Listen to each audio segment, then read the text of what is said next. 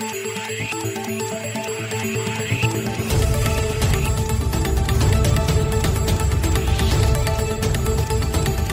et bienvenue à cette édition de Santé, Sciences et Développement, le magazine scientifique de SciDev.net, en partenariat avec votre radio.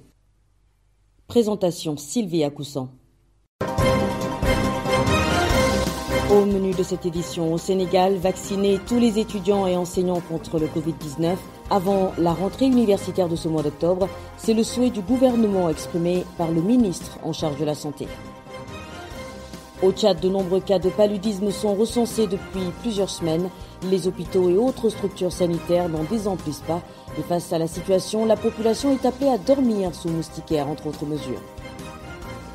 En Côte d'Ivoire, le diabète et l'hypertension artérielle sont bientôt intégrés dans le panier de soins de la CMU, la couverture maladie universelle.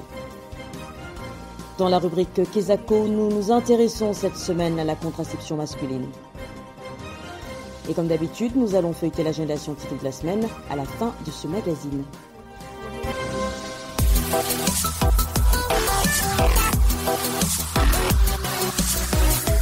Au Sénégal, les autorités sanitaires souhaitent vacciner tous les étudiants et enseignants contre le Covid-19 avant la rentrée universitaire prévue en ce mois d'octobre 2021. L'annonce a été faite par le ministre de la Santé et de l'Action sociale, Abdoulaye Diouf Sarr. Des doses de vaccins nécessaires seront mises à la disposition des différents centres pour cette campagne. La correspondance de Didier Lando à Dakar.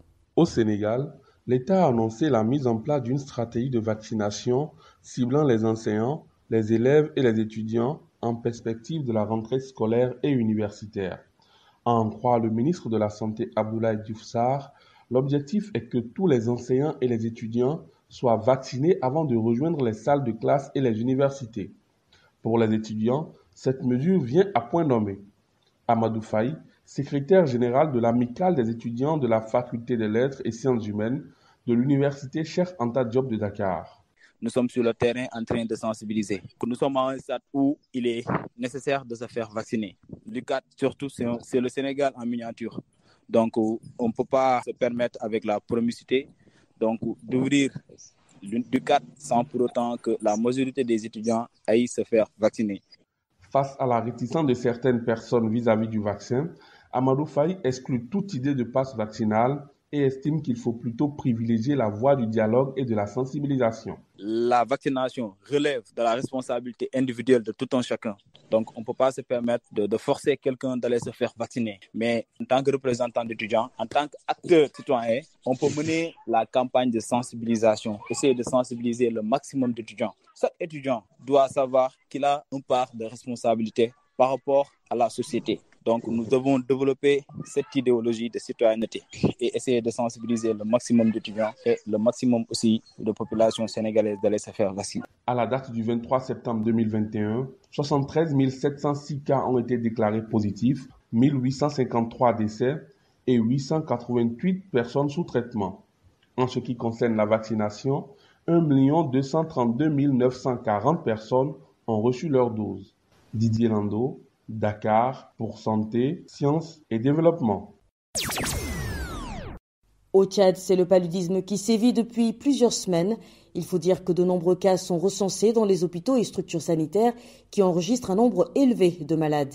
Cette recrudescence des cas de paludisme est favorisée par les eaux de pluie stagnantes qui sont propices à la multiplication des moustiques. Face à la situation, les spécialistes appellent les populations à dormir sous une moustiquaire. Les détails avec notre correspondant à N'Djamena, Adelph Maïdangro Djekornondé.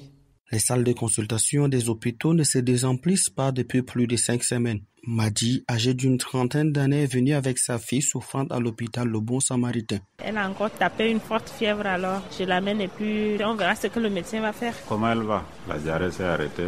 Après quelques minutes de consultation, Dr Innocent Gelao, pédiatre, constate les premiers symptômes du paludisme. La maman vous dit, l'enfant vomit, l'enfant ne mange pas, l'enfant fait la diarrhée. Ce sont les premiers symptômes qui attirent l'attention. La température était à 39, c'est beaucoup. C'est le maître symptôme même du paludisme. Des cas comme celui de cette fillette sont nombreux pendant cette saison pluvieuse, confie le docteur Innocent Gelao. On en a beaucoup, c'est-à-dire l'enfant vient avec des convulsions, avec l'anémie sévère, il faut les transfuser. Depuis le mois de juillet 2021, les autorités tchadiennes ont lancé une campagne nationale contre le paludisme. Moustiquaires imprégnés, partagés, curage des caniveaux, badigeonnage des murs, mais ces initiatives n'empêchent pas de nouvelles contaminations, nécessitant des transferts dans les grandes structures sanitaires. Outre ces mesures édictées par le gouvernement tchadien, le pédiatre conseille la prévention. Celle-ci passe par la désinfection des maisons, la propreté, l'utilisation des moustiquaires imprégnés, entre autres. Selon les données du ministère de la Santé,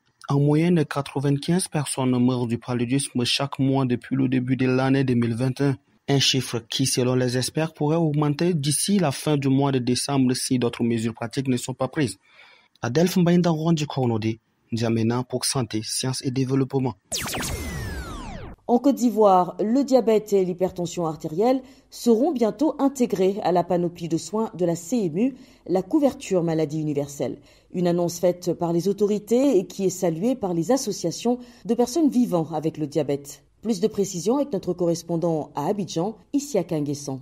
La Caisse nationale d'assurance maladie ivoirienne a décidé l'intégration dans son panier de soins de l'hypertension artérielle et du diabète, de pathologies chroniques dont le traitement pour les personnes indigentes constitue un boulevard vers la mort.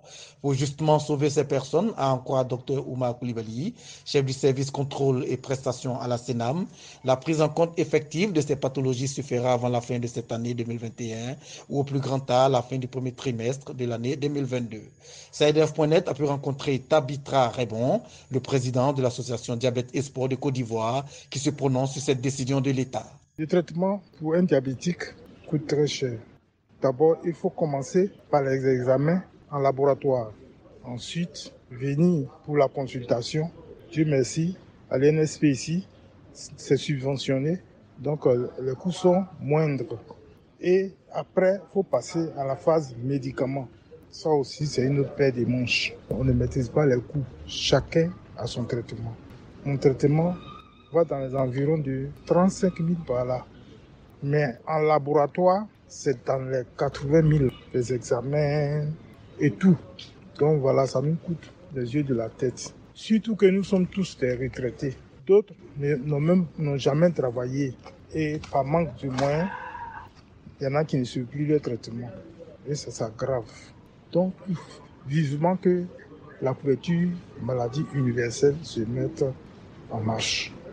Le taux de couverture CMU est de 70%. Les malades de l'hypertension artérielle et du diabète, assurés à 1 000 francs CFA par mois, paieront quant à eux 30% du montant des tarifs des actes couverts par l'assurance publique. Ici à Kanguessan, Abidjan, Santé, Sciences et Développement.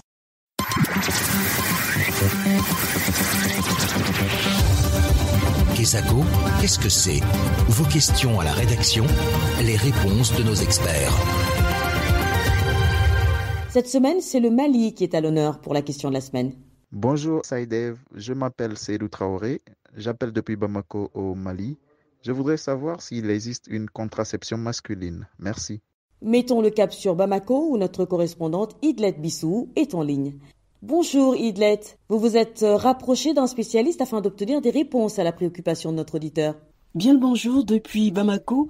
Avant de laisser la parole à notre spécialiste, retenez qu'au Mali en 2019, 271 000 grossesses indésirées, 1100 décès de mères et 96 000 avortements à risque ont pu être évités grâce à l'utilisation des méthodes de contraception modernes. Puisque la préoccupation du jour évoque la contraception masculine, je laisse la parole au docteur Touré Samba, gynécologue, obstétricien qui fait partie des pionniers dans le domaine de la planification familiale au Mali.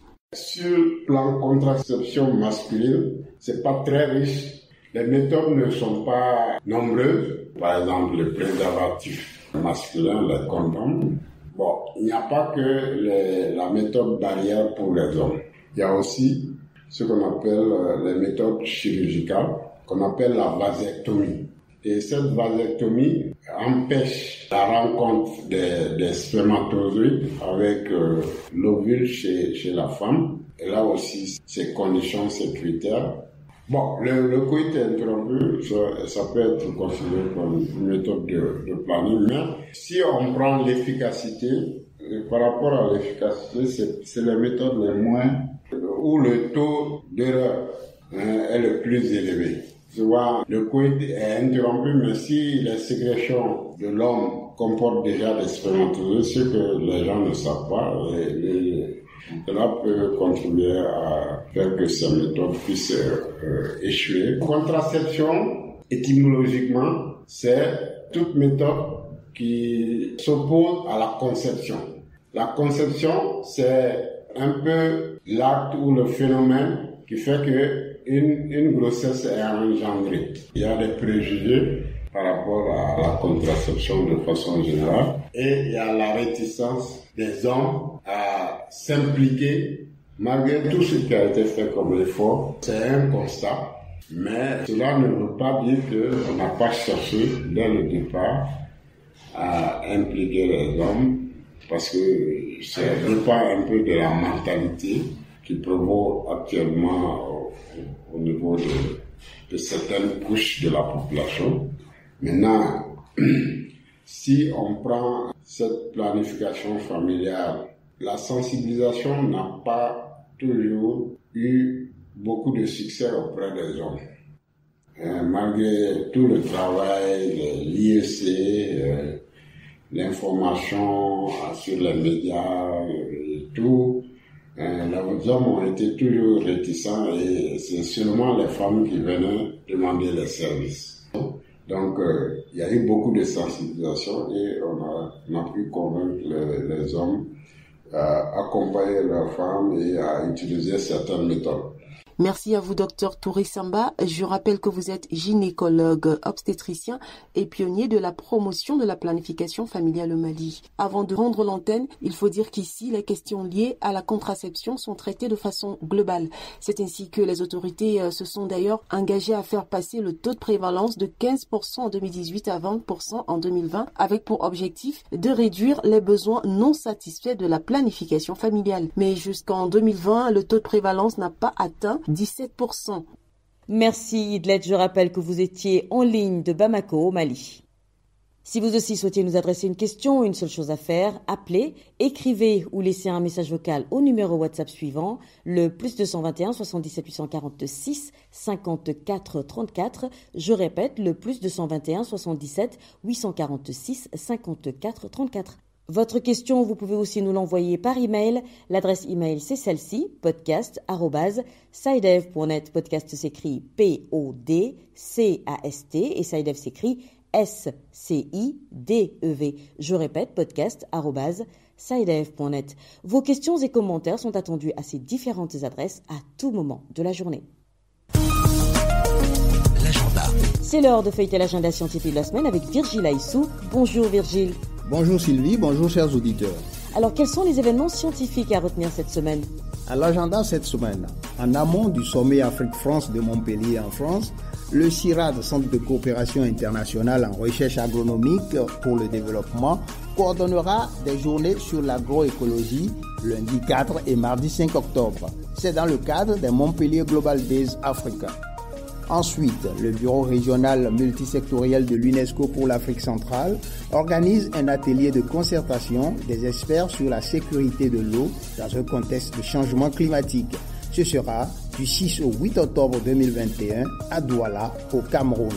Objectif, faire ressortir le lien qui existe entre la sécurité de l'eau et le changement climatique et proposer des recommandations opérationnelles pour une gestion de l'eau qui soit durable dans le contexte du changement climatique.